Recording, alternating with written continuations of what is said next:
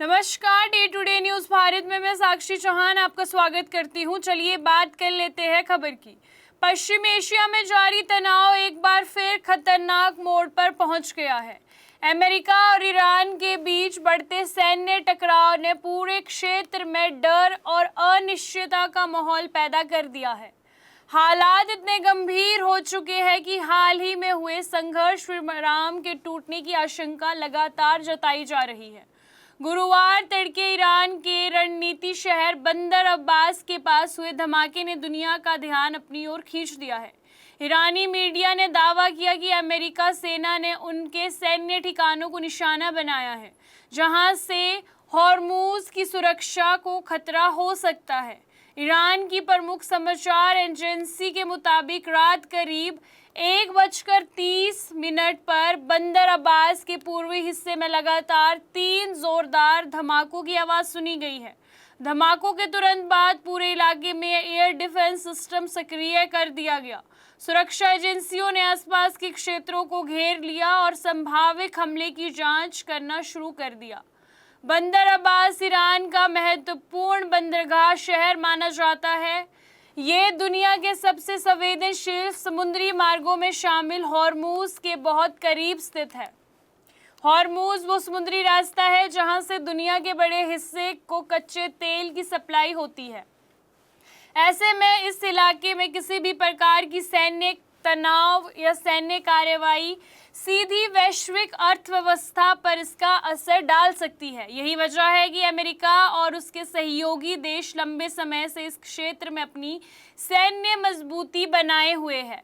America ने इस हमले की आत्मरक्षा की कार्रवाई बताया है, यानी कि जो अमेरिका ने ईरान पर हमला किया है, अमेरिका ने इसे आत्मरक्षा की कार्रवाई बताया है। अमेरिकी अधिकारियों का कहना है कि ईरान समर्थक गतिविधियों और सैन्य तैयारियों से क्षेत्रीय सुरक्षा को खतरा था, इसीलिए जरूरी कदम उठाने बहुत जरूरी थे।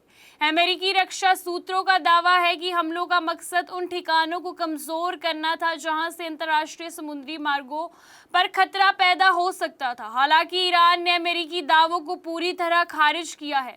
तेहरान का कहना है कि अमेरिकी जानबूझकर क्षेत्र में तनाव बढ़ा रहे हैं और संघर्ष विराम को कमजोर करने की कोशिश कर रहे हैं। ईरानी अधिकारियों ने चेतावनी दी कि अगर अमेरिका कार्रवाई जारी रखता है तो उसका कड़ा जवाब भी दिया जाएगा। तनाव उस समय और बढ़ गया जब कुवैत की सेना ने मिसाइली हमलों की पुष्टि की। कुवैती सैनिकों के अनुसार उनके एयर डिफेंस सिस्टम ने कई मिसाइलों और ड्रोनों को हवा में ही नष्ट कर दिया। इस मिसाइलों के गिरने और इंटरप्रेट होने से जोरदार धमाके सुनाई दिए, जिससे लोगों में दहशत का माहौल देखने को भी मिला।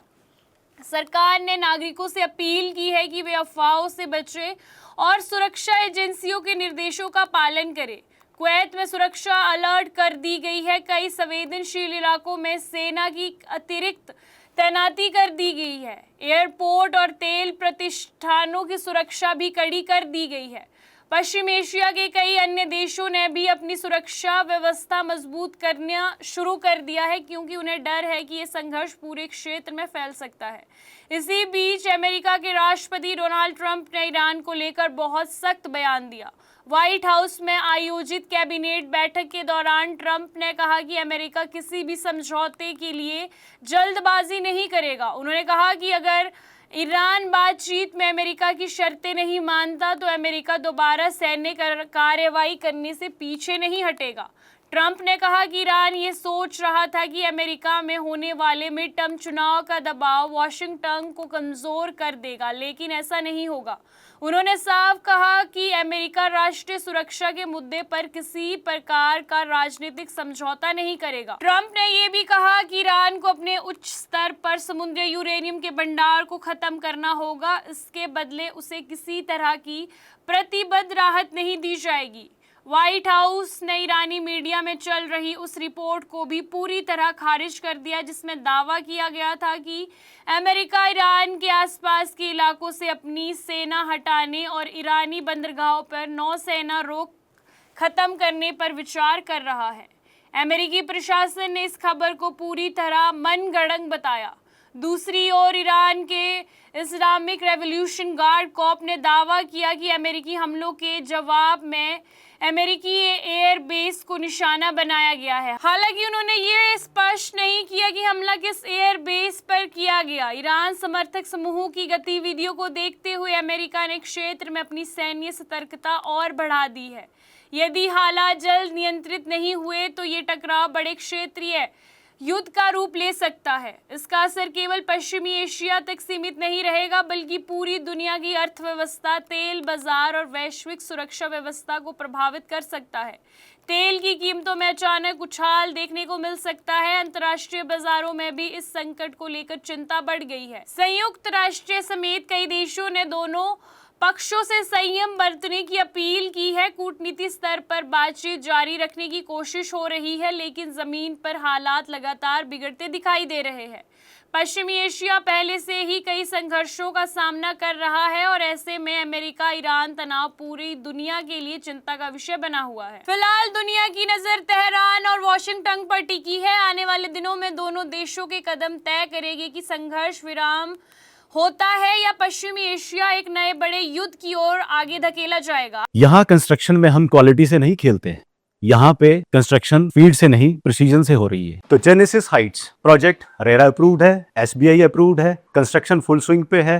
दैट मीन्स आपकी इन्वेस्टमेंट 100% सेफ है। तो चंडीगढ़ यहाँ से मात्र 4 मिनट, एयरपोर्ट 10 मिनट की दूरी पे, Decathlon, DMart, KFC, McD, everything within 2 minutes.